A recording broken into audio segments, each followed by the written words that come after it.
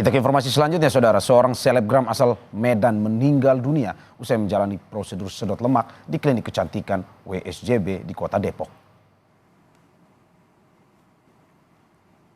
Menurut keluarga Ella Nandasari, diketahui berangkat dari Medan menuju Jakarta Senin 22 Juli lalu. Tiba di Jakarta, Ella langsung menuju klinik kecantikan WSJB di daerah Beji, Depok.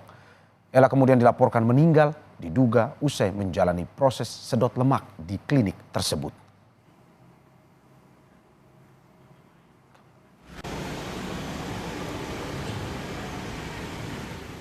Terkait kasus meninggalnya selebgram usai jalani sedot lemak di sebuah klinik kecantikan, polisi mengaku masih mendalami kasus ini.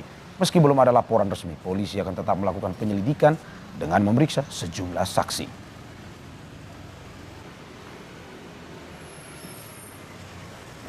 Dan sampai saat ini dari pihak korban belum ada yang membuat laporan secara resmi ke kami.